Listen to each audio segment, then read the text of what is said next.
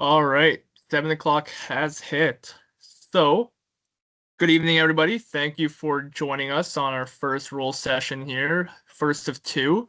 My name is Sam Beavis Hickey. I'm the Director of Rules and Competitions for Golf Manitoba. So, I put on all the competitions from the junior to the amateur to the senior events for Manitoba, and also in charge of the rules. So, training people and hopefully getting them to join us for referees in our events.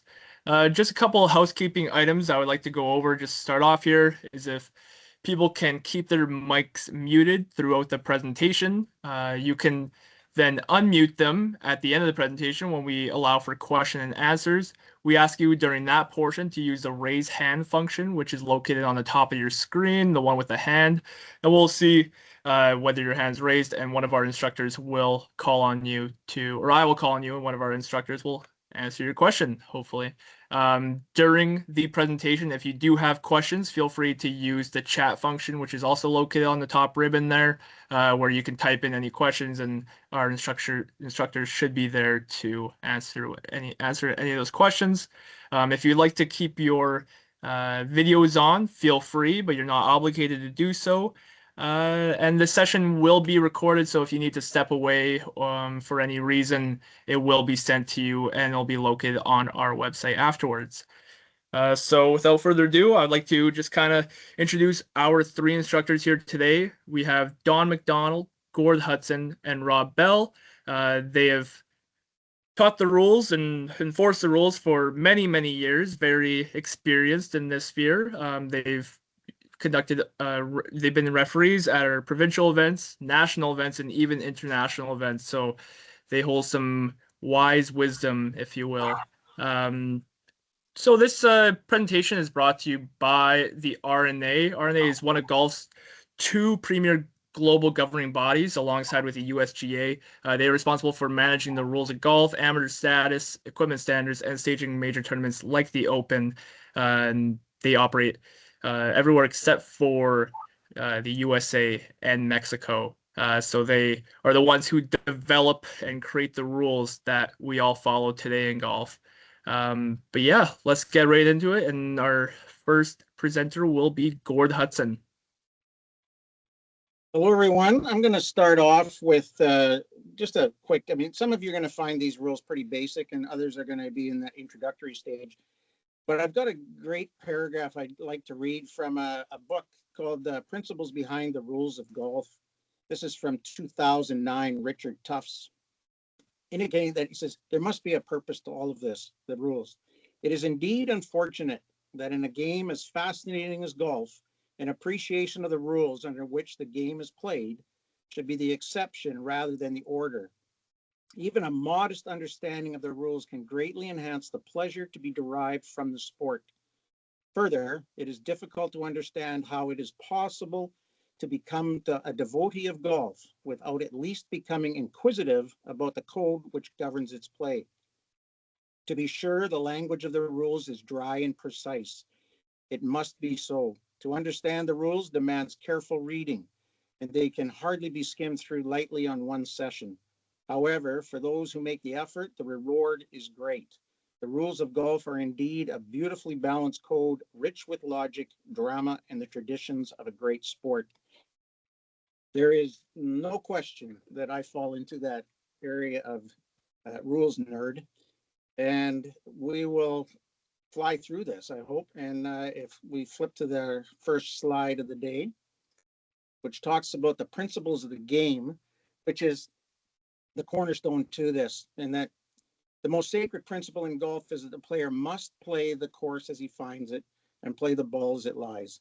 The rules do not exist to make the game easier, but to ensure that skill, not adjustment of conditions, determines the result. We must play this game in the spirit of the game. We must play by the rules. Once you understand this first principle, every rule about lies, stance, line of play, and relief starts to make sense. As I indicated, that there's a lot to that entire rule book. There's 25 rules. There's 260 plus clarifications to them. We get modifications to the clarifications quarterly throughout the year. There's 90 plus model local rules that are constantly changing. 50 plus sections on committee procedures. There's equipment rules, place of play manual, handicap manual. So it's certainly challenging, to say the least, to stay up on all of them. So the rules of golf in the next slide. What's really unique about our game, or this game, your most popular outdoor games like your baseball, your football, hockey, tennis, they're all played on a well-defined playing field. And those conditions are pretty much the same. It doesn't matter where you go, anywhere in the world. Those football fields are all the same. The one common standard for golf is probably the hole itself, which is 4¼ inches. Perhaps you can say that it's consistent that we played either 9 or 18 holes. But it's difficult to imagine the tremendous variety of conditions like weather, topography, or the objects on the course like rocks or desert, ocean, or the lava in Hawaii, or circumstances such as roads, or we have toilets in the middle of our golf course or a playing field.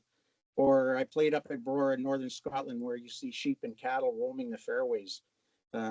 Golf is an incredibly complex game, and we should anticipate that the rules will reflect this fact. So we have to deal with all the different situations. It's incredibly difficult. This is a little video of, this was pre the new rules in 2019.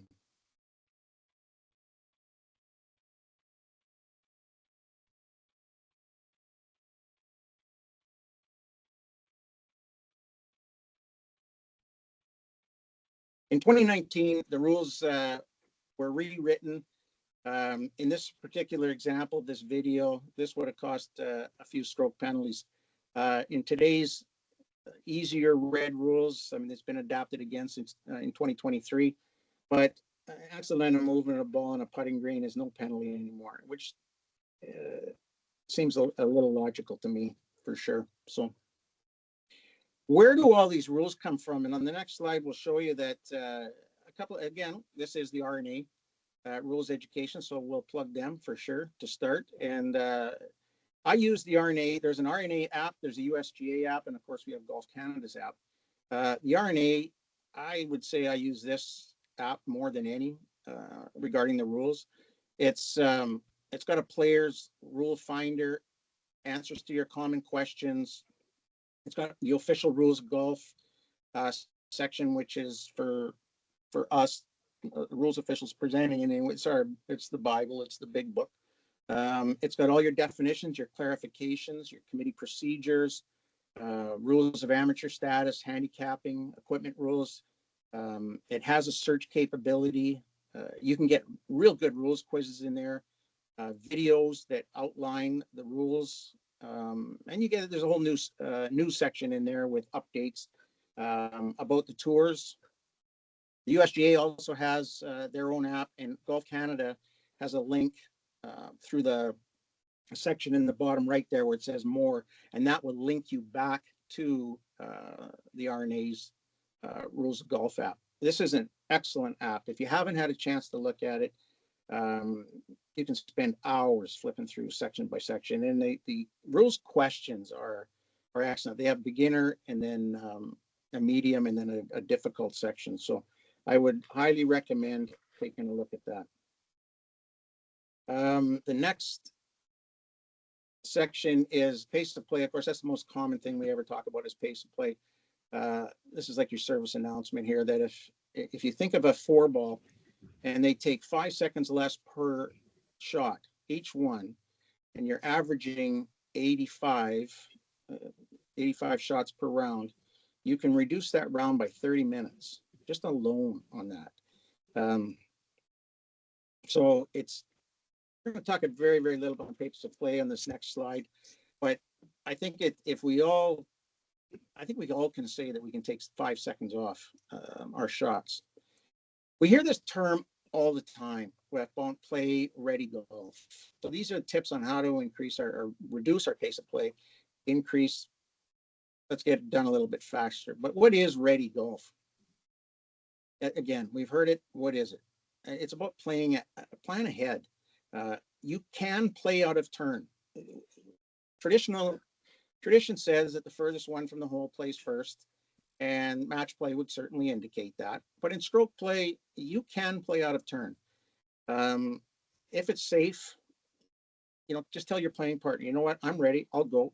If someone's struggling, trying to decide what kind of shot to play, you can certainly play out of turn. There's no problem with that. Be ready to play. You're playing on a par three, and you hit your drive into a bunker. Chances are you're pulling out a sand wedge or the club of choice out of that bunker. Put your club away, grab your next club, and be ready to play. This is my personal public announcement about power carts. When you're riding in, you hit your shot, get back in the cart, club in hand, and drive to the next ball. Then get out and put your club away. Put your head cover on, put your club away while your playing partner is about to play their shot. Then jump in the cart, club in hand, and go to the next one. We waste 5-10 seconds every shot by putting the head cover on, putting it away, getting in the cart. So you can cut your time back by 30 minutes. When in doubt, you think you're not going to find that ball, hit a provisional. If you're in that, I get that, you may be playing that casual round and you don't find that ball. There is a model local rule E5 that allows you just to drop where you might have lost that ball. If that's what your club does, then cool. Maybe provisional isn't your choice, but when in doubt, hit a provisional. It saves a lot of time. The next bag position at green, plan ahead again. Often you'll see the first time golfers, they'll just leave clubs lying around. Lay your clubs down between the pin and where you're going to. The next hole, your cart, whatever. Strategize as to where you're going to put your clubs. Same on when to mark the scores. You know what you got, get it going to the next hole, mark your scores there. Don't be standing on the green and filling out your scorecard. And you see it with the learning the game, and you can sit them there pointing and counting the strokes on each. Let's do it on the next one. Limit practice swings. I think these are common sense that we don't need 12 practice swings per shot. And then on a green, let's line up your putts while other people are getting ready to putt. We can do it tactfully and without any problem of interrupting someone. So we're going to talk about the 5 areas of the golf course. And this is, if we're old school, these are going to be things that have changed somewhat, but we have to know the 5 areas of the golf course in order for the rules to make any form of sense. Like, for example, like through the green would have been the general area in the past. So let's take a look at the next slide where it shows us a map of the golf course or layout of a golf course. And the first, I think these are bullet by bullet for the number to come up, Sam. So number 1, the teeing area. We know what the teeing area is, but for any time we're playing a hole, there is only one teeing area and there is only one green. So if you're playing the blues that day, the whites or the reds or the golds, blacks, those are not teeing areas. Those are just part of the general area. It's the teeing area is your teeing area you're playing on that given day, on that given hole. The second one is the penalty areas. And penalty areas are typically water, but they don't have to be. We see often now courses will mark an area of difficulty, or they've chosen to mark an area as a penalty area. A body of water, for example, with the one close to the green there, we know that's a body of water. It's going to be marked, or may not necessarily have to be marked as a penalty area. Just by definition, it would be a penalty area, and you're going to see them marked by red or by yellow lines. So all penalty areas, that's another section of the course. Number 3 there, bunkers, which is a specially prepared area of sand. Sand that, you'll see the Sand Pro or the greenskeeper guys drag that out of the bunker. Once it's outside the area of the natural area of the bunker, that is no longer part of the bunker. And I'll touch on that a little bit later on. And then finally, the putting green. There's only one for your hole that you're playing. Any other green is considered a wrong green, and a wrong green is part of the general area. So a double green, for example, we've got where Minnewaska has one at 9 and 18. More Winkler has a couple, no, has one. So those double greens are one green unless they're marked as separately. At Golf Manitoba, when we're holding a tournament, we will often put stakes where the two halves of the green will be separated. We will not run a white line down the middle of a green.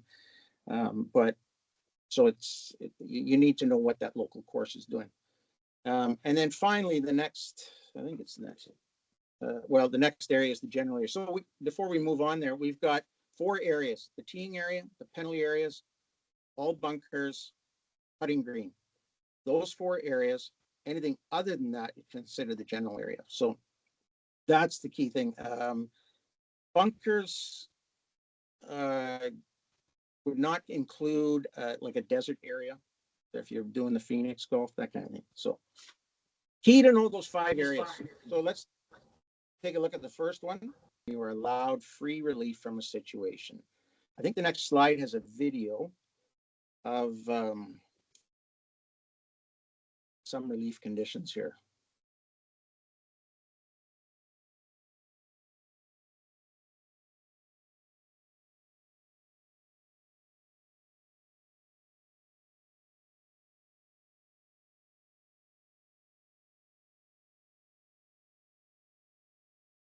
So we're throwing, obviously, ground under repair there, the rabbit hole.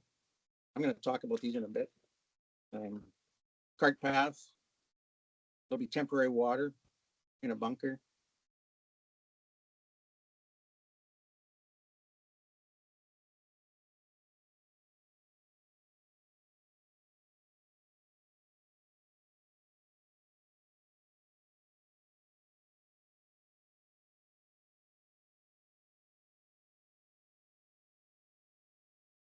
I'm going to talk about these sections, but obviously this is a ball on a cart path, and we're going to talk about taking complete relief from the bunker. Here we have temporary water on a putting green. This would be a situation where it may not have, the only time you're going to get relief from an abnormal course condition where it's on your line of play is going to be if your ball is on a putting green. So, and we're going to talk about that in this next slide. So abnormal course condition, this falls under Rule 16, and this is a free relief rule. And 16 is, we're going to talk about 16 and 15. 16 is where we move the ball away from things. And Rule 15 is where we move things away from the ball. So in this case, we have abnormal course conditions, and those are your animal holes, which is a hole dug in the ground. It's not a hoof print. It's not a footprint of an animal. The deer running through the bunker, you don't get relief from that. And there's no more reference to a burrowing animal anymore. So that's, I say anymore, because 2019, those rules, the rule book was rewritten extensively. Temporary water, that's our puddles. We know what that is. That used to be casual water. I hate going back to the old terms, but I'm old. This is water that we see before or after taking our stance. It's not just the ground being wet, muddy, or soft. That does not constitute temporary water. And it's not after doing your temporary water dance where you stand side by side, pressing hard down on the wet ground. You must stand still and have a look. And if the water dissipates, it disappears around your feet, then that's not considered temporary water. Ground under repair, typically marked with white paint, certainly would be for our tournaments. Could be marked with rope or could be described as a physical feature. Some misconceptions about ground under repair: you don't get free relief from aeration holes on a green. You would not get relief from a rut made by a tractor unless it was extensively deep. And you don't get relief from a divot in the middle of the fairway. So Includes immovable obstructions. What's an immovable obstruction? It's just something you can't move easily. It's an artificial object, not easily moved. This would be your benches, your cart paths, a fence, as long as it's not an out of bounds fence, your sprinkler heads, a garbage can that can't be moved. Those are your immovable obstructions. And then you will get free relief under Rule 16.1. And you get that if your ball touches one of these items, it's in one of them, for example, the temporary water, or it's on something like an abnormal course condition, like a cart path. And this is whether it interferes with your intended stance or your intended swing. You do not get relief for line of play. So if you're 20 feet back of an irrigation box, like in the fairway, and you want to play this shot, but you're going to hit it, you don't get relief from that. The only time you get relief for a ball for line of play is if your ball is on the putting green. Otherwise, you don't get relief for line of play for those items. We've certainly seen on tournaments, you get relief for a temporary movable obstruction like tents and bleachers and stuff like that, but that's an entirely different situation. So let's look at the next slide and we'll discuss procedure. So the big 3 factors basically here. Number 1, we have to establish the nearest spot that we get complete relief from the condition that we're taking it from. In this particular example or diagram here, we've got an abnormal course condition, let's call it ground under repair, circled with a white line. We want to take free relief from this. We got to find the nearest spot that we get full relief. So if you're taking full relief, that means you move your ball and you can't stand in the item or the area either. This means your nearest point of relief. It doesn't mean your best point of relief. It's nearest, not nicest. So this includes is your stance and ball position. Key factor, you can never be closer to the hole than the area you start from or from where your ball position is. So in this diagram here, we want to create a reference point, which is, in this particular example, it's behind that white line. That becomes your reference point. Throw a tee in the ground, and then you get a club length from that. On either side of the ball, you create that semicircle, which is your relief area. So we're trying to determine our nearest point of relief by creating a reference point. From the reference point, we create a relief area. That relief area is 1 club length of your longest club in your bag, but not a putter. You can go in any direction, just not closer to the hole. At this point, you would pick up your ball, clean it, and put it into play. You could substitute with another ball, and you must drop it in that relief area, and the ball must stay in that relief area. So the question is, why would I substitute another ball? That abnormal course condition could be some form of, I don't know, mud, something, and it's just your ball's a mess or it's not reachable. The area of abnormal course condition, you can see it in there. You can't reach it. You can substitute the ball. We got another diagram here, which will be your standard one that we all do with a cart path. Now, this situation here, this is a perfect example of where it's nearest, not nicest. Your ball's positioned at B1. We're taking the example of a right-handed golfer. So you can see where P1 is because we're playing in the direction of the top of the screen. The nearest point would be P1. You'd throw a tee down there. And then on the right side, where you take full relief by taking your stance and where your ball position is with the club you would play if the condition didn't exist. So at B1, there wasn't a cart path there. What club would you hit towards the green? Let's call it a 3-wood for the sake of argument. You address it with your 3-wood, throw a tee down where your club head would be, where the ball would be, and then you stand back and you go, okay, is P1 closer to B1 or is P2 closer to B1? Clearly, it's P1. So now you have to make a determination. Am I dropping it on the left side of the cart path with all those trees there? And clearly, this is a situation where Nearest is not nicest. If it was the other way, then you'd be okay. This is why I always say to people when they're thinking about relief from a cart path, never pick up your golf ball before deciding where your nearest point of relief is. Because if you picked up that ball, decide that you don't want to drop it now, and you want to put it back on that cart path, that just costs you a stroke penalty for picking it up. So leave the ball alone, determine where your nearest point of relief is, and proceed from that point. So now let's take another look. So let's imagine the left-handed golfer. So now the left-handed golfer is going to stand basically where P1 is. Let me just, we'll stand where P1 is. And again, you're going to need your imagination cap here. But where P1's club head is, the horizontal one there, that's where his ball position would be.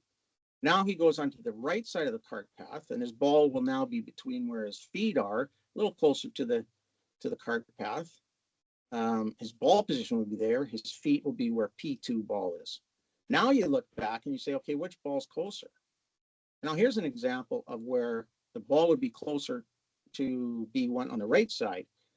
And this is a big misconception where a lot of people will look at that cart path and say the ball's on the left side, therefore the ball relief has to be the left side. And with a left-handed golf, this is a perfect example of where that's not factual. You can have a ball in the left side of the cart path, beyond midway, and your relief will be on the right side of that cart path. I can appreciate that I can't draw you a picture, but this is a perfect example of where you could be on the left side of the cart path, but relief can be on the right. And this can happen with a choice of clubs too. So with a wedge, let's say you're within wedge distance, 3-wood, nothing prevents you from taking relief from it. Like we used the example of the 3-wood, but now you drop and you've dropped into some deep rough. You don't have to play with your 3-wood. You can change clubs. So it's just for the purpose of taking relief. Gord, I see there's a question. Sure. So I just want to make sure I understand this correctly. If you're a left-handed golfer, you can drop to the right side of the path? If a left or right-handed golfer, you must determine where the nearest point of relief is on where your nearest point of relief would be on either side of the cart path. And then you make a determination which one of those positions is closest to the original spot of the ball. Okay. So in that, sorry, go ahead. So in that situation there, since the ball was on the left side, you have to drop it on the left side of the path. No, if the ball is on the left side of that cart path, that essentially means nothing. What you have to do is determine where your nearest point of relief is going to the left side of the path, and then do it again on the right side of the path. Put a tee down in each one of those spots. Right. And then you stand back and you say, all right, which one of those tees is closer to that ball on the cart path? And if you're in this example here, if you're a left-handed golfer, I believe your nearest point of relief would be on the right side of the cart path, even though your ball's beyond the left side of the cart path. So I guess my angle there would be, if you're a right-handed golfer, you drop it on the right side of the cart path, but you just stand on the cart path. If you're you have a taking better relief, yes. If you're taking relief from an abnormal course condition, you must take full relief. That Okay, means so you can't stand in the. Okay, fair enough. Okay, perfect. Thanks. Okay. Let's go to that next video, which shows us dropping a ball in a relief area. Just, you might have to stretch it out a bit, Gord, just having some technical difficulties. I'm going to try and share from my computer. All right. I was going to, I don't have it here, but I think that's, that was a great question, whoever asked that there. But that, I'm going to say, of all the, I've been doing this for 20 years, and that is the Do you want to try that first? Rule. That is by far the misunderstood rule is cart path. No, I can present now. Whatever you did worked. Yeah. There we go. I think that's the key is never pick up that ball and use the tees. You're not required to use tees. There's no rule that says you have to do that. But it just makes it so easy to visualize. And if you're playing with a playing partner, and it just eliminates that any little bit of doubt as to what you're doing. This again, as we're riding around in the carts and we're watching somebody take relief from a cart path, this is one where I'll see it from a distance, and you know something's going wrong here, and we'll whip up and drive like a nut down the middle of the fairway or something, so that we grab the guy's attention, and so we can pull up and say, "Look, just I'm watching from a distance. What are you trying to do here? Maybe we can be of some help here." So, Can you see that now, Gord? yep, that's good. Okay.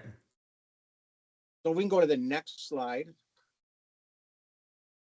I think this is a video of the dropping procedure, which I'm pretty sure we all pretty much understand now.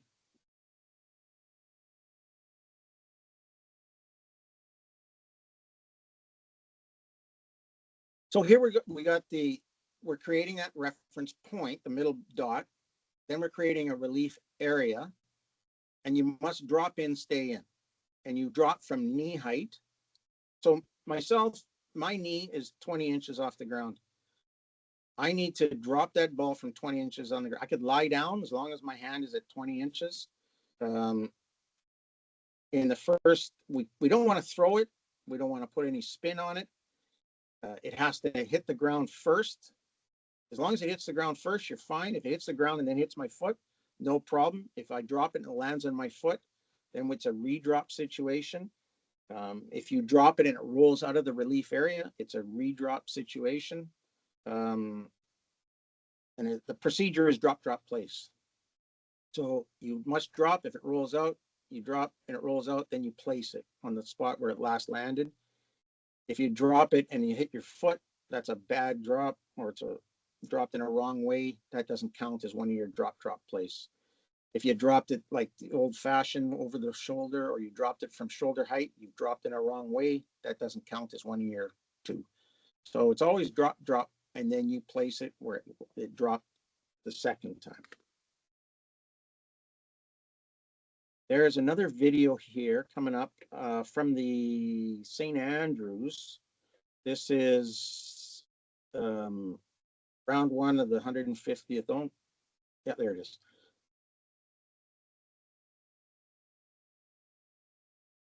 I haven't seen this video yet, but what he's taking relief here from, I think, it is John Rahm, obviously, he's taking relief from the cart bass. So he's found his nearest point of relief, added a club, and is dropped from knee height. So maybe, can we just watch that again? I don't know if it's finished. So if you can pause that. So his ball is not on the cart path, but his stance would be to play that shot. And so now he's taking his stance. So he took his stance prior to us watching, and basically where his left hand is there, he's put a tee down, or I guess where it's the head of his club is. He's put a tee down. That's his nearest point of relief. Now he with the club he would play, and I'm going to say that's over by 18 there. So he is now a short club.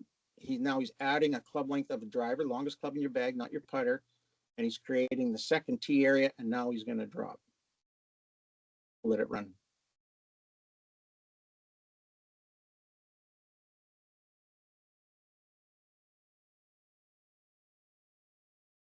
There he's throwing in a second tee. Going to get to his knee height, drop within.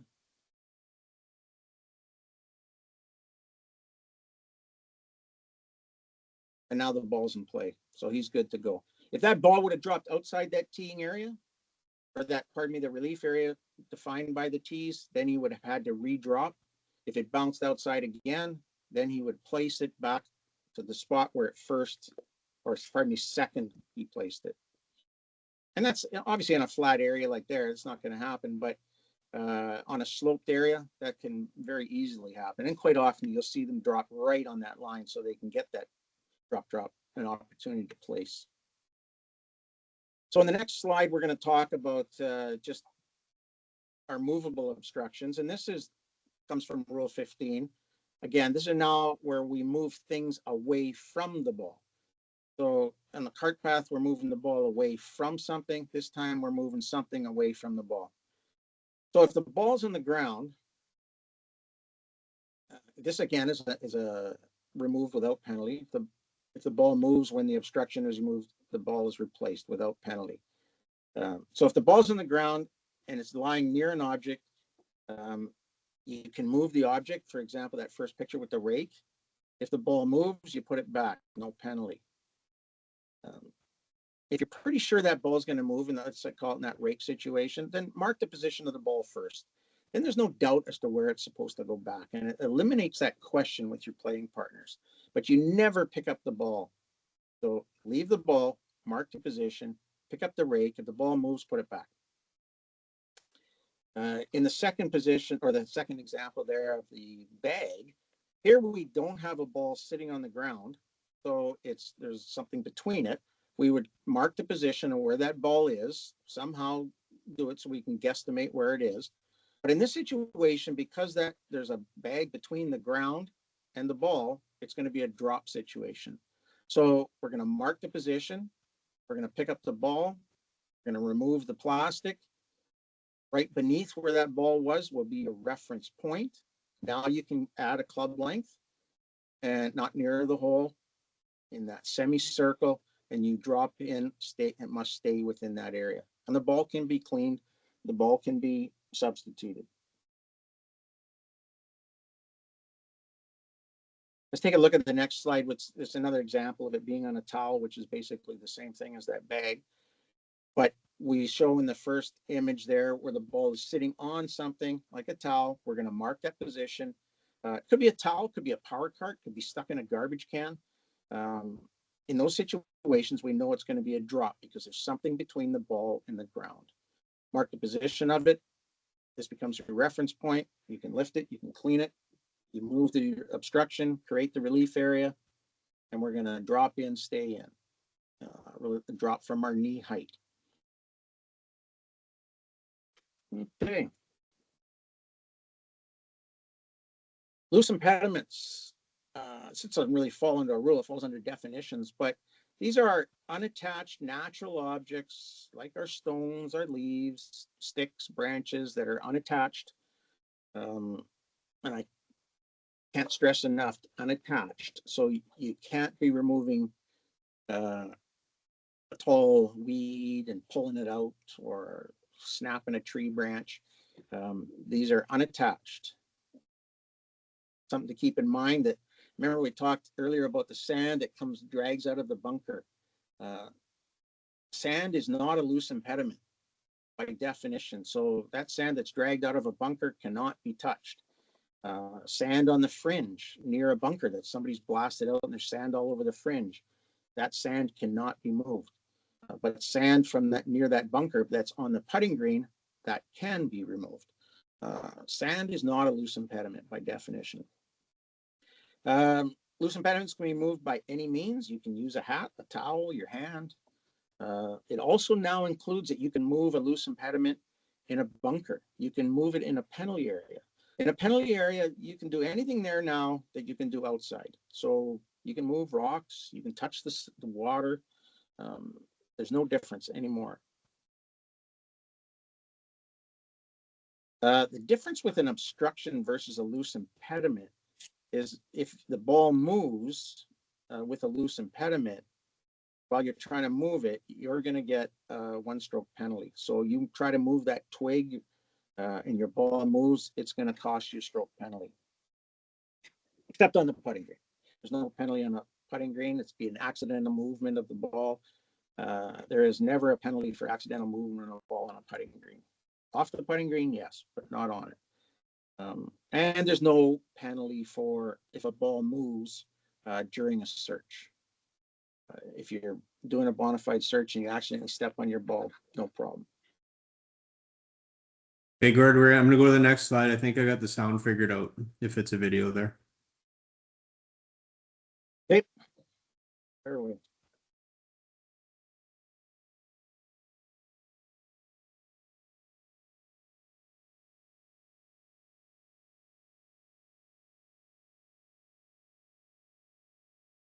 think it's there, but you can barely hear it.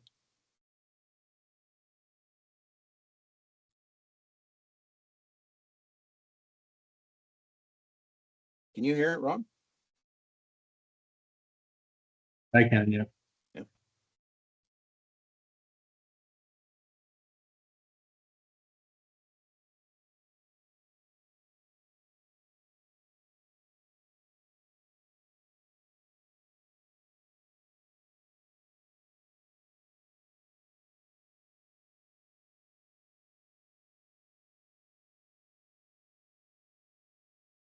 I couldn't hear that video, but I'll give you the my version of it. So, an Do you want me to embedded play it ball- again then, Gord? Oh, no, it's okay. I couldn't hear it, but Do you want me to play it again though, so you can give the play-by-play? oh no, that's cool. I'll just get Okay. some, obviously with the diagram here, an embedded ball does not mean that you have to break the surface of the ground. It must be embedded in your own pitch mark. However, in the new clarifications that just came out, there is a model local rule that says you can get relief from someone else's pitch mark, but that is a local rule. And it's not rules wide. So in this diagram, we'll just talk about the relief. So we can see the direction of play.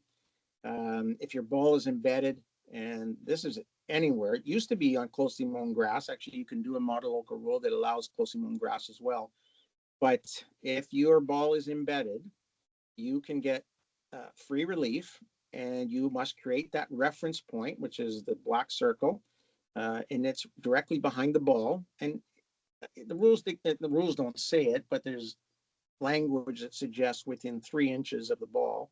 And then you create that relief area again, which is the longest club in your bag, not your putter. Once you've created the relief area, you can clean your ball, you could substitute your ball, and then you can drop within that area. Again, it's dropped from knee height.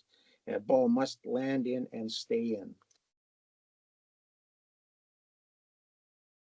Okay, the next section is about identifying your golf ball.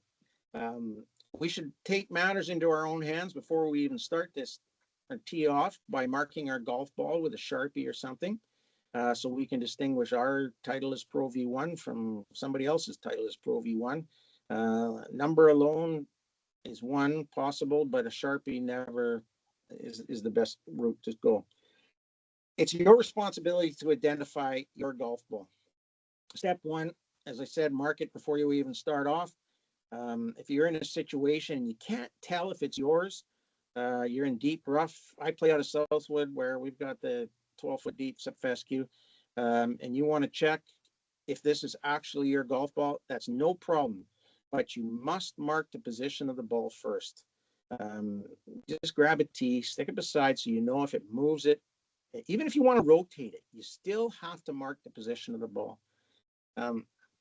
You're not required anymore to notify your playing partners, but I still say do it. It's good etiquette. It removes any doubt as to what you're doing. Imagine your partner looking across the fairway and sees you're bent over picking up a golf ball, and then you play it. There's could raise questions. So just let your playing partner know, like, I don't know if it's mine. I'm going to mark it and check it. When you do this, you cannot clean the ball. You can and you can't. You can clean it only enough to make sure it's yours. This is not a situation where you pick up your ball and grab a towel and start cleaning it off. You might be able to flick a little bit of dirt off to identify it. But there, under Rule 14.1, it indicates there's only 4 times where you can clean a golf ball. So, and this is one with an asterisk on it.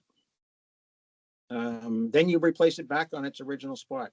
And you can do this anywhere. It can be done in a bunker, it can be done in a penalty area, it can be done anywhere. If you lift it when it's not necessary, or you don't mark the position of it, or you clean it when you're not allowed to, or you clean it excessively, you'll grab yourself a 1-stroke penalty there. So again, it's not a problem to do it, just follow the rule. Our next section is unplayable. If you decide that your ball is unplayable, you're the sole person that decides whether a ball is unplayable. You declare the ball unplayable. Nobody else can do it for you. another misconception is you can never declare a ball lost. That is, you cannot do that. You can declare a ball unplayable. The only thing you can't do is take an unplayable in a penalty area. And once you determine your ball's unplayable, you have three options, which is one, stroke and distance. You go back to where you last played from, or play another ball from that spot. If you've just hit a brand new Pro V into the bush and you know you're not going to be able to play it in there, but it was brand new, you could just say, look, I'm taking it unplayable. You tee off with another one, and now you can go look for that first one, and you can find it and you don't have to play it. Two, your next option is back on the line relief. You find your ball. Actually, you know what? We'll go to the, I'll keep going here and then we'll do the video quick. Back on the line relief, where you draw an imaginary line from the flagstick to where your ball lies, and then you go back as far as you want. You pick anywhere on that line, whatever fancies you, and then you pick that spot, you drop on that on the line, and that becomes your reference point, and your ball can go a club length in any direction. It can actually go towards the hole now. Those were changed in 2023. And then the other option is lateral relief, where you get 2 club lengths either side of the ball, or in that semicircle, no closer to the hole. Rule of thumb, if it's going to cost you a penalty, you're going to get 2 club lengths. If it's free relief, you're only getting 1 in the lateral relief option there. So let's say the next one is a video of how to take relief here.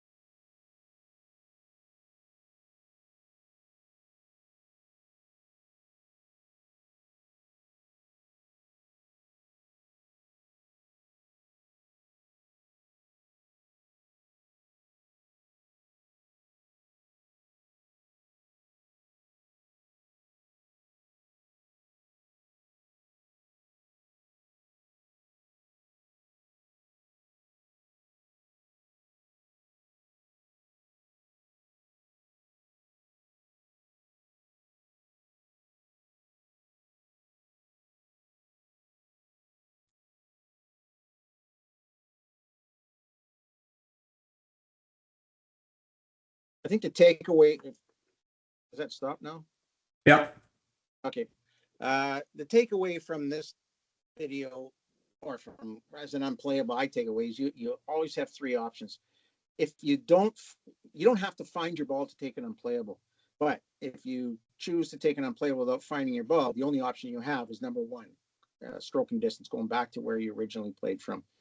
So if you hit that ball down this big, huge gorge, you can just say, look, I'm taking it unplayable and move on, as opposed to calling it a provisional.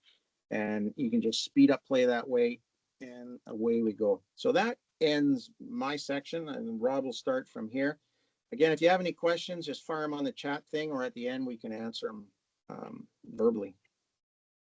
Awesome. Thanks, Gord. And yeah, so we're going to move on to the more specific areas of the golf course. So Gord talked a lot about the general area, but there are the 5 specific areas. So we'll start with the teeing area, and understanding what the teeing area is and some of your options that exist within that teeing area is important. But the main thing to take from these next sections is, where does your ball in play lie on the golf course? So when the teeing rules apply, obviously when we're starting a hole, but situations might arise where you're playing again from the teeing area under a rule such as stroke and distance. So if you hit a ball out of bounds, or you were declaring a ball unplayable and your last shot was hit from the teeing area, you would still have those same teeing areas rules apply.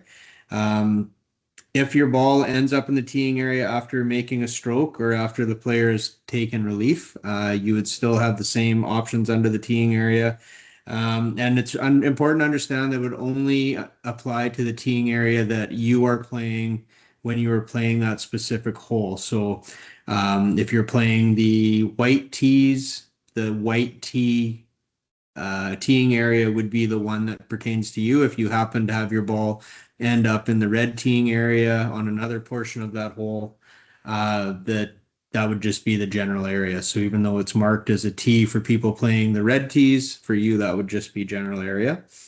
The ball in the teeing area may be played from the ground, so you don't have to necessarily use a tee. So it can be played from the ground or on a tee. You are able to improve some conditions on the teeing area.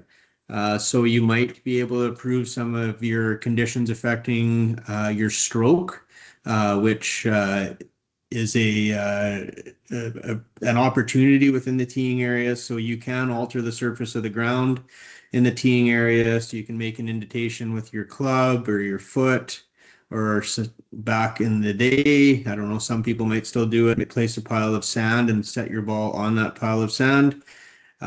Within that teeing area, you can move, bend, or break grass, weeds, and other objects that are attached or growing. And you can remove or press down sand and soil in the teeing area, remove dew, frost, or water. But if you take other actions to create an advantage by altering your conditions that affect your stroke, then there would be penalties. Teeing areas are set by the committee. They should remain in the same location for all players. So if you do move a penalty by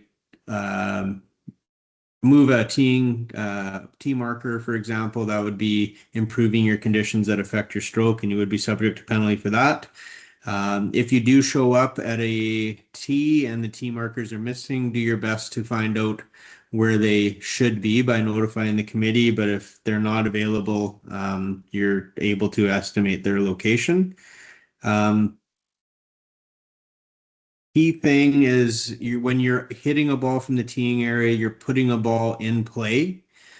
So that ball is not in play until you've made a stroke at it. So whether it's teed or on the ground, unless you've made a stroke at the ball, that ball is not in play. So club golf, even tournament golf, sometimes you set your club down behind the ball and you accidentally knock the ball off that tee. We haven't made a stroke at that ball, so that ball is not in play yet. Zach Johnson is a very good example of that. If you watch golf on TV, he takes practice swings extremely close to his golf ball when he's on the teeing area. And even though it's a practice stroke, it wasn't a stroke with the intent to hit the ball, so that ball is still not in play. If your ball ends up in the teeing area after a stroke, you are able to lift or move that ball without penalty. So you can, if it's in the teeing area, you are still entitled to place it on a tee. You're able to play that ball or another ball from anywhere in the teeing area, including playing the ball as it lies. So there's some important options for you, just knowing your rules when you are in the teeing area. So the teeing area itself, so that would be an example there. Again, that's where we're going to play to start the hole. It's a rectangle that is 2 clubs deep in length. So the 2 club lengths, the front edge is defined by the line between the forwardmost points of the 2 tee markers that are set there by the committee. So in that example, it would be the front edge of those blue tee markers, and it's 2 club lengths back. The side edges are defined by the lines back from the outside points of the tee markers. So it gets you that nice rectangle area.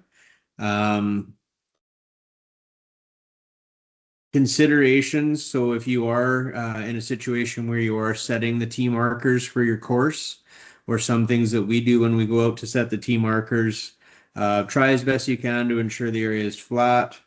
Provide both space for right and left-handed players, and avoid in any interference by anything outside of that teeing area. So looking at that diagram there, some of those balls are in the teeing area, some of those balls are outside of the teeing area. So again, a ball is inside the teeing area if it's lying on the ground within the teeing area, or if it's on a tee and it's in an area above the ground that is still within that rectangle, it would be considered in the teeing area. So those three balls are still considered to be in the teeing area, and those balls are outside of the teeing area. So the next slide we'll deal with here just talks about what happens if you play a ball from outside the teeing area. You are able to stand outside the teeing area to play a ball that's inside. So a right-handed player could stand to the left side of that teeing area with his or her feet outside of it and still make a stroke. So it's just pertains to where the ball is. If you play a ball from outside the teeing area or from a wrong teeing area, in stroke play, you would incur a 2-stroke penalty, and you must correct your mistake before you play, before you begin another hole. So you must go back and play from the correct place. So whether you played from the right tee deck, but that ball was just outside that teeing area, maybe you put it down in front of it and didn't realize it, or you came to an intersection where there was several tee markers and you teed off from the wrong set of tees, you must correct that mistake before you move on to another hole. So you get the general penalty, and you must play from the correct place. So any ball that's played from outside the teeing area or from a wrong teeing area is not in play. So the fundamental principle is that the teeing area is where you put the ball in play. And if you haven't played from within that teeing area, then your ball would not be in play. Any stroke you made prior to correcting the error, so say you played out the hole in 4, you wouldn't count those other shots that you've played before correcting that area. You would get the general penalty and you would go back and place a ball in play. And if you do fail to correct that error and tee off on the next hole, then it would be too late to correct and you would be disqualified. Match play, it's a little bit different because you're just playing against your opponent. Your opponent can choose to leave you to play the shot that was played from outside the teeing area, or can require you to replay your shot with no penalty. So if you play from outside the teeing area and you put it in the hole on a par 3, your opponent can recall that shot and make you play from within the teeing area. If you play from outside the teeing area and you put it in the water off the tee, the opponent can say nothing and you are just left to play from that from where that ball ended up. So really important to get a ball in play from the teeing area. So that's the teeing area. Then we'll move on to bunkers. Bunkers, we watch golf on TV. They love being in bunkers. They ask for the ball to end up in the bunker. When we play, many times it's not the most kind place to some of us. So it is somewhat of a penalty, which is why they're there. So when we're playing the ball in the bunker, sorry, I just saw a question. Is there a minimum distance to go back to the teeing area? There's no minimum distance. We try and do 5 to 7 paces if we can between tee markers. Thanks for that question. Some courses we go to, it's not possible, so we try and give the player the maximum amount of area to play in. So I know we're at Glendale this year, and the 10th hole was a long narrow tee box, and there we can only get about 3.5 paces between tee markers. So that's what we went to, but ideally we'd like 5 to 7 paces between those markers. The sand. So one of the main things to be aware of when it comes to bunkers is what you can and cannot do. So prohibitive actions in the bunker. You must not touch the sand with your hand, the club, a rake, or other objects for the purpose of testing the condition of the sand. So if your ball is in a bunker, the best thing to do is to try and minimize your interaction with the sand. Particularly if it could be deemed that you are doing that for the purpose of testing the conditions, seeing, how hard the sand might be, seeing the depth of sand underneath. All those would result in penalties. You must not touch the sand with your club immediately in front of or behind the ball. So you can't ground your club in the bunker.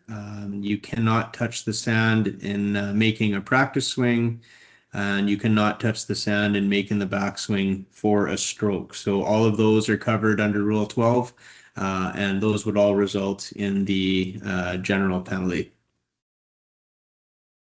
What you can do, so you are able to remove loose impediments. So rules relating to what you can move around the ball are exactly the same in the bunker as they are in every area of the course.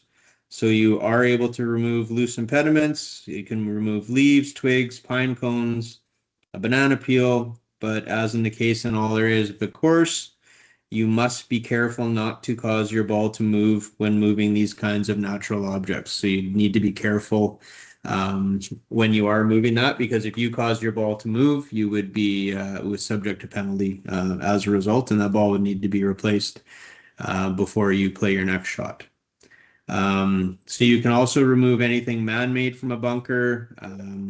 We have a lot of debates about where a rake should be on a golf course. So when we go to set up courses, we try and have the rakes outside of the bunker because it does create some other issues. But if a rake is in a bunker, you are able to move them.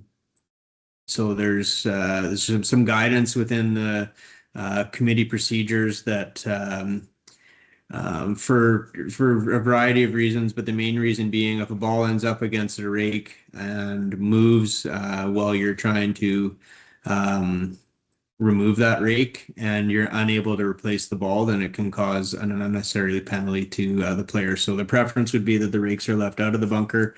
But yeah, scorecard, food wrapper, any of those types of things are able to be moved. Difference between loose impediment and a movable obstruction is that you happen to cause your ball to move when you're removing the man-made object, there'd be no penalty. So that's kind of the difference there. So when your ball is in a bunker, you are able to take an unplayable relief using the same three options that we talked about earlier for a penalty of 1 stroke. So there's one additional option that we'll talk through shortly, but that is probably one of the rules when we are refereeing and we see any level of player get into a situation in a bunker that is going to be a real challenge to get out. Maybe it's buried in the bunker. Maybe it's up against a lip that's going to cause you to have to go sideways. You are able to take an unplayable lie within a bunker, and that will get you either away from the steep lip that you're at, or might get you, depending on what option you choose, right out of the bunker. So when we look at that, so there's a ball in a bunker, it's right up against a steep face. So the first option that you always have, as Gord mentioned, would be to take stroke and distance relief. So your last stroke was outside the bunker, then you have the option for 1 penalty stroke outside of the bunker, but it could be some distance back, and the chances you'll again have to negotiate hitting over the bunker. So you are able to go back to your last spot, the point where you made your last stroke from, for a 1 stroke penalty. You can take back on the line relief for 1 penalty stroke. So if you keep that point where your ball is between you and the flag, you can go back on the line. For this option here for 1 penalty stroke, you must stay within the bunker, and the ball would be dropped in the bunker.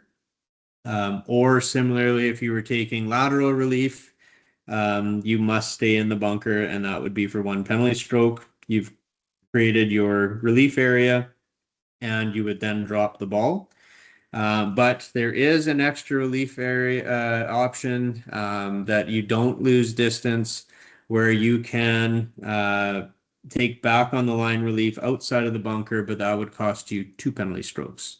So that is a relatively new option, but it allows you to get out of the bunker. You'll still have to navigate it. You don't lose the distance if you, as opposed to taking stroke and distance relief, but you're able to take that relief outside the bunker. So again, you would have a reference point on that line, and you would drop the ball from knee height, and the ball must stay in that that circle. So the ball could hit the ground by the reference point and jump forward a little bit closer to the hole than the reference point, but it would still stay in that relief area. If there's temporary water in a bunker, again, you don't have to play out of that temporary water. There is free relief available. Nearest point of complete relief must be in the bunker for this case there. So you have some parts of that bunker that you're able to still take relief. Or you can take back on the line relief, which would be 1 penalty stroke. If you can't get full relief, you can take maximal available relief. So your stance might still be in water, but the ball is outside the water. So you wouldn't get an extra penalty for that. But if that was the situation, so when we do our pre-course checks, or if it's at your local course, if that bunker is completely submerged in water and there's no point to get relief within the bunker, we wouldn't penalize you for that. We would make that bunker, take that bunker out of play, make it ground under repair, and we would give free relief outside the bunker. So that's extreme cases. We unfortunately do have some of those cases that arise, but there is an option to get you out of the bunker without having to hit it out of wet sand or water, but it would cost you 1 penalty strokes. So there would be the example. You've got a relief area in the bunker. So you're taking lateral relief, or for 1 penalty stroke, you could come back on the line outside the bunker and get an additional penalty. And that is bunkers. So I will pass it over to Don. Thanks, Rob. So we've heard of the 2 rules where you get free relief, 15, which is movable obstructions and loose impediments, and 16, which is abnormal course conditions. There are the 3 rules, though, that you are going to pay a penalty, and that is 17, which is penalty areas. We're going to talk about that now.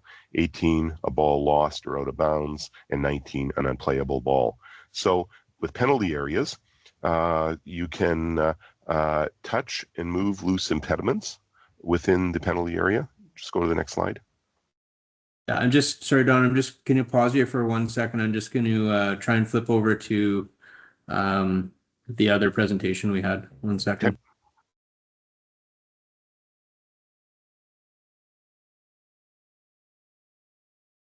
So I'll talk while we're switching slides.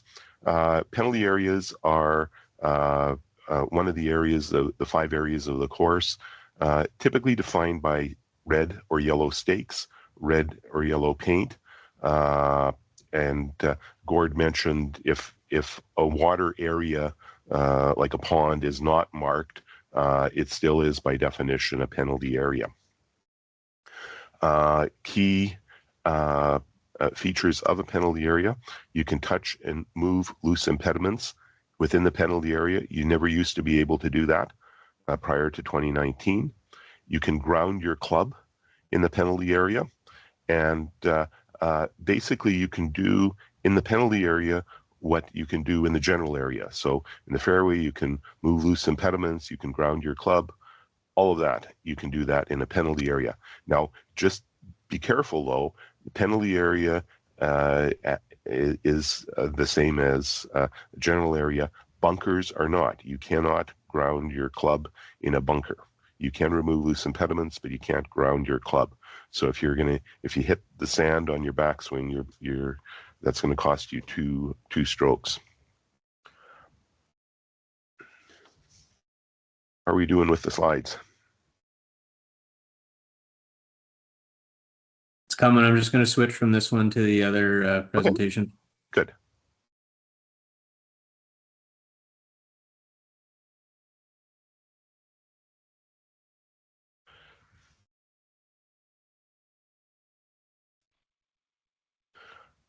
So your ball is in the penalty area when any part of it touches the penalty area. And it applies whether you can find the ball or it's lost in the penalty area. The criteria is it has to be known or virtually certain that it is in the penalty area. You can't just assume that the ball was in the penalty area. You have to have what's called known or virtually certain, and that means 95% certain. So either you saw it go into the penalty area, somebody else saw it go into the penalty area, or there's some other way to determine that it couldn't be anywhere else but in the penalty area. So example, if there is a pond and the grass is cut to fairway height, so there's no long grass where a ball could be. The example I use is the 12th hole at Glendale. On the left side, the penalty area, it's fairway height. If you hit, and there's mounds, so you with the mounds you can't see a ball go into the penalty area. But if you go up there because it's cut down and you cannot find the ball, then you have virtual certainty that the ball is in the penalty area, and you can play in accordance with the relief from penalty ball rules.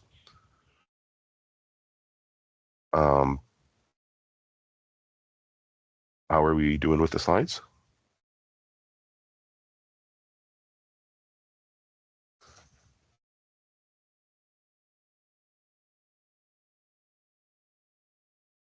The next slide is a video that shows the relief options.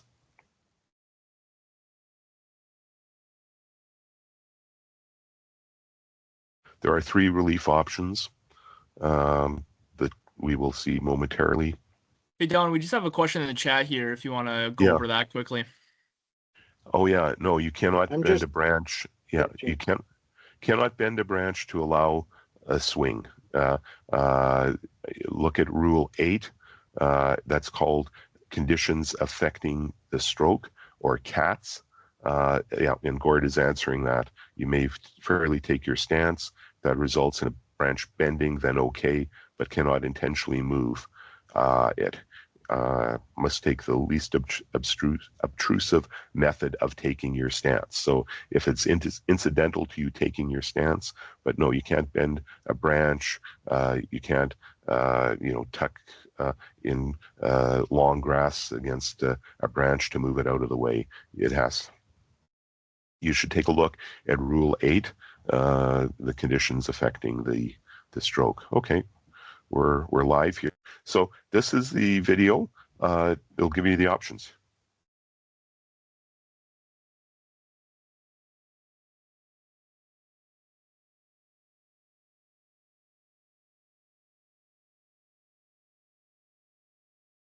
Well, that's not good.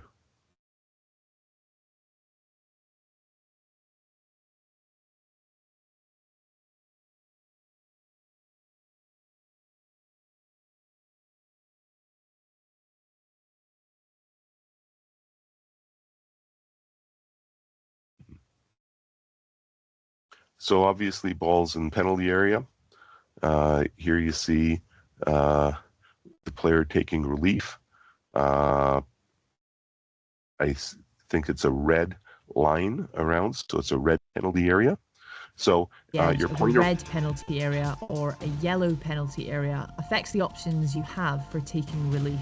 If your ball last crossed the edge of a yellow penalty area, you have 2 options for taking relief, each for 1 penalty stroke. Option 1 allows you to go back to where you played your last stroke. Option 2 allows you to go back on the line, keeping the point where the ball last crossed the edge of the penalty area between you and the hole. If your ball last crossed the edge of a red penalty area, you have an additional 3rd option, again for 1 penalty stroke. This 3rd option allows you to take lateral relief by dropping within 2 club lengths of where your ball last crossed the edge of the penalty area, no nearer the hole. If you don't find your ball but know or are virtually certain that it is in the penalty area, you may still take relief outside the penalty area for 1 penalty stroke. Yeah, so those cover the 2 options for a yellow penalty area. Normally we mark penalty areas as red penalty areas. That gives the 3 options.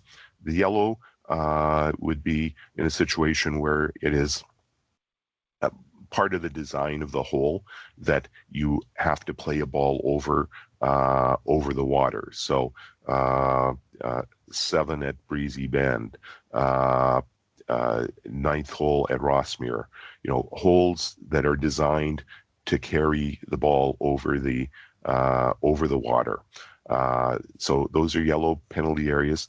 You can always use stroke and distance. So you can go back to where you hit the ball from, or as the video said, you can use the back on the line relief. And note that the reference point is where the ball crosses the line into the penalty area.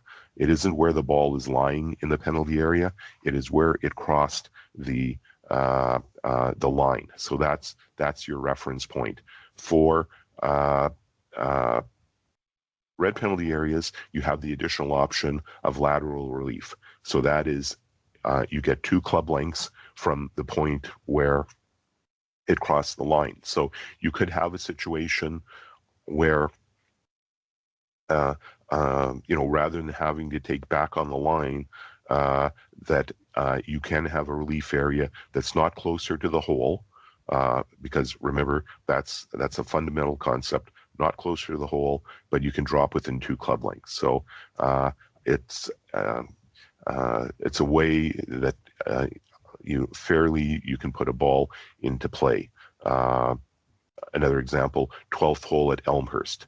The penalty area on the left is a red penalty area. So you can take 2 club lengths from the point where it crossed the line. You would not have to take back on the line relief, which could take you, several yards further away.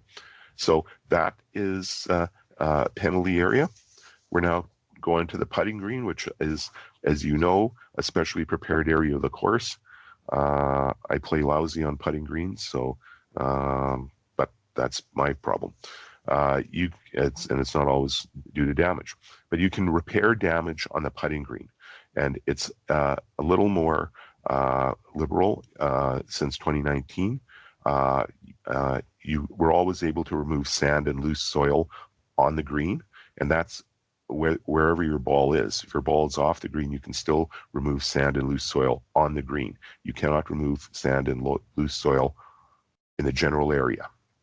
So keep that in mind. It's only on the green. You can repair ball marks or spike marks, old hole plugs or turf plugs, animal tracks or hoof marks. So that deer that's danced across the green, you can repair those on the green. Can't repair them in the bunker. And you can remove embedded objects with like stones. Excuse me. Stones, acorns. You drop a tee and you step on it, or step on a ball. Those can be repaired. What you cannot repair, though, is something that's not damage on the putting green. Aeration holes and grooves from verticutting.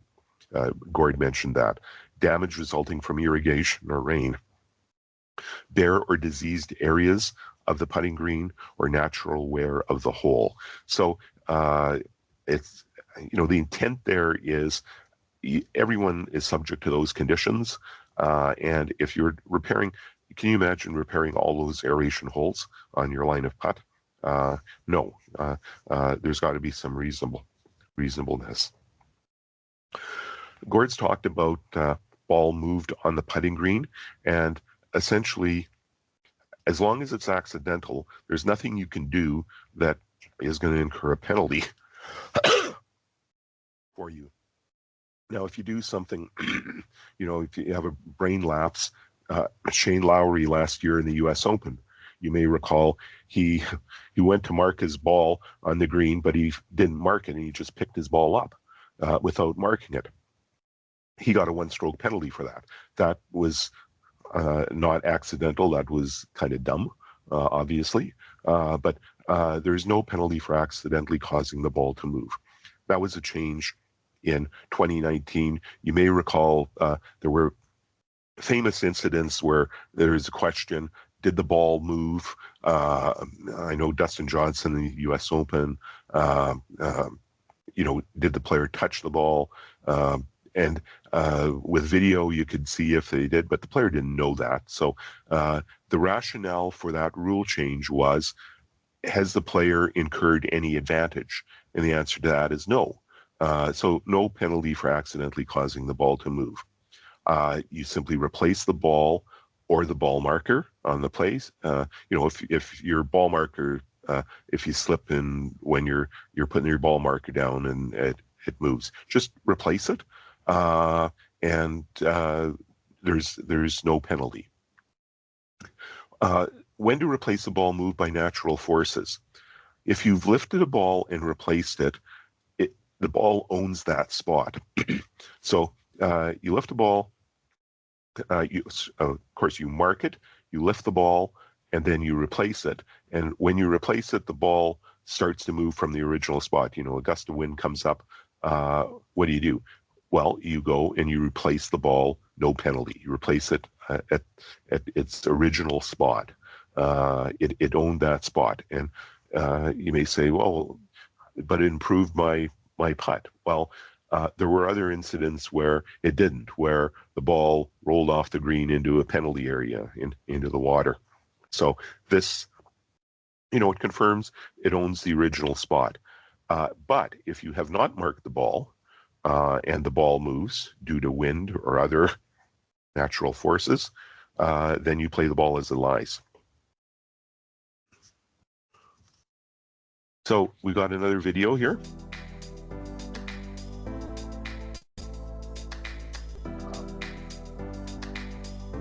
If your ball might be lost outside a penalty area, or might be out of bounds, to save time, you may play another ball provisionally under penalty of stroke and distance. But if you are aware that the only possible place your original ball could be lost is in a penalty area, a provisional ball is not allowed. Before you make a stroke at a provisional ball, you must announce that you are doing so.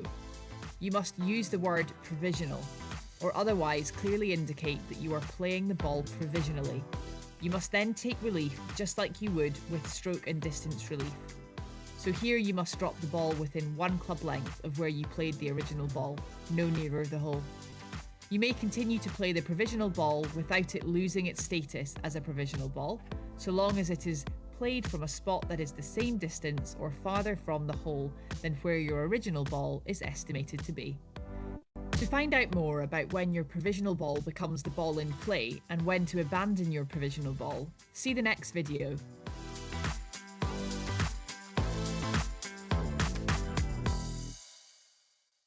So there was a good chat question, and that was, remember, important to, you can always play the ball as it lies from a red or yellow penalty area, and that's correct. So that is an option, that you're not incurring a penalty from playing within the penalty area. If you can do so, then it's good, and hopefully you don't get wet playing the ball. Now, the provisional ball, I want to just emphasize, you don't play a provisional ball if the ball is in a penalty area. Example, Rossmere, 15th hole, there's water down the right side. You hit your tee shot, it may be in the water, it may not be in the water. In that situation, you would play, unless you saw it go into the water, you should play a provisional ball. And you go down there, you can still look for your ball. If you find it in the penalty area, then you play under the penalty area rule. But if you can't find it, then in the penalty area. In that type of a situation, you don't have known or virtual certainty that it is in the penalty area, then it is a lost ball, and then you would proceed with the original ball. Okay, local rules. These are very important. Most, if not all, clubs have local rules, so that is specific to the golf course itself. And Gordon mentioned E5. E5 is the one that can permit, under penalty of 2 strokes, to play a ball that's lost or out of bounds up near where the ball was lost or out of bounds. That's for general play. It's not really for competitions. So you will inquire whether E5 is in effect at your course. I can tell you E5 is never in effect for a Golf Manitoba competition. So one local rule is sprinkler head on line of play, and the local rule is when the sprinkler head is within 2 club lengths of the putting green, and the ball is within 2 club lengths of the sprinkler head. And that's designed. Modern golf courses, you have aprons and cut down areas, and it's to allow the golfer to have the option of putting. So this is an exception to the line of play rule, that you don't get line of play relief from immovable obstructions, abnormal course conditions. So in that situation, that sprinkler head is within 2 club lengths of the putting green, the ball is within 2 club lengths of the sprinkler head. So you get relief in that situation, and you can see you take relief from the line of play, nearest point, and then you drop within 1 club length. So that will take the sprinkler head out of your weight. Now, it has to be directly on line. There's a reasonable area on either side. Like, you're not expected to be a perfect putter, but and you can see those lines are just outside the sprinkler head. So you would take it on those lines, which would be your nearest point, and then you would drop. So that is our quick run through. We've got a whole 2 minutes for any questions that anyone has. Yeah, guys, I'm just going to jump in there real quick. On the screen here is a QR code. Just kind of take your level 1 rules with the R&A. It'd be highly recommended that you do that and kind of learn from today, and you should apply it to the exam there and should be all set. I just want to say sorry about the technical difficulties there. My computer was a little... I'm not sure what's happening there, but yeah, so we'll open up the floor for we'll do 5 minutes here. If you guys have any questions, please let us know. Just unmute your mic and go ahead. Yeah, and I'd just add, if you have any questions that arise after this session, just email Sam, and we'll get you an answer. There's a lot of really good questions that have been asked in the chat and directly. So if you've got questions, don't hesitate to ask. That's how you learn.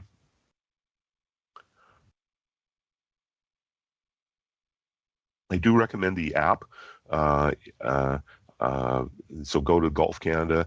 It links into the R&A app. So that Golf Canada app that you enter your scores on, that's the one that gives you access to the rules.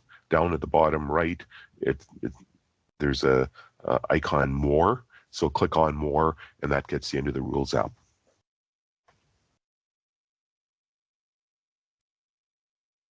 Yeah, I have one question on relief area. Yep. So with a pond of water, how far back from that are you allowed to start your club distance? Well, back on the line, you can go back as far as you want if you take back on the line relief. So that point where the ball crossed the line and in line with the flagstick, back on the line, you can take it back as far as you want. Okay, just standing water, then I guess. If it lands up in standing water. Yeah, standing water is not a penalty area. That's temporary water. Yeah. So that's the abnormal course condition. So its nearest point of relief plus 1 club length. Drop it within 1 club length. So when the nearest point of relief, like from the edge of the standing from where the ball water? is. Yeah, from where the ball is. Okay. Well, if you're taking relief from temporary water, so you're going to go to the area where you are free from that water. So you have basically a dry stance, or you're not bringing up water, and that's Yes. your nearest point. And then you fire in a tee there, and you get a club length from that part. Okay. Yeah. Gotcha. Good. And when Thank you're you. taking relief from temporary water, you must take full relief. So it can be Right. very, very difficult at some times, depending on the amount of rain. So Yeah. This was I was doing the rules for at Breezy Bend last year for the Manitoba Open with the PGA Tour Americas, and the first 2 days was nothing but wet. And this was one of the problems we had, is that to take relief from temporary water, you could literally end up a fairway over. So yeah, again, never pick up your ball, decide where your relief might be before you take that option, because you might be in a better position. So Yeah. Because once you Thank choose you. to take relief, you must take full relief. So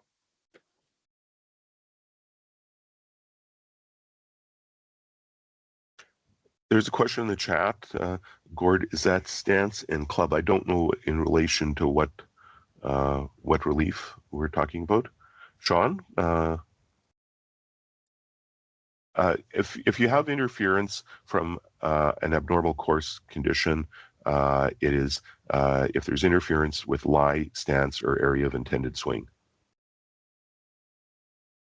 I think, Yeah, Sean, sorry, Gord. What you're- I meant is, can you take your stance, take your setup, and then you get a club length from where your club is setting up, or do you take your club as like where your feet are? it all goes by ball position.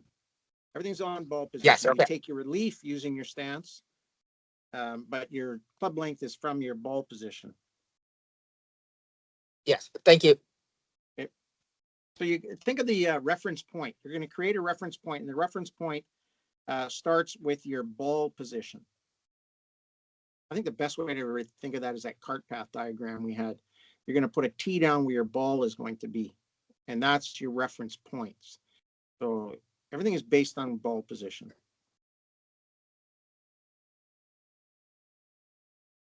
Anything else?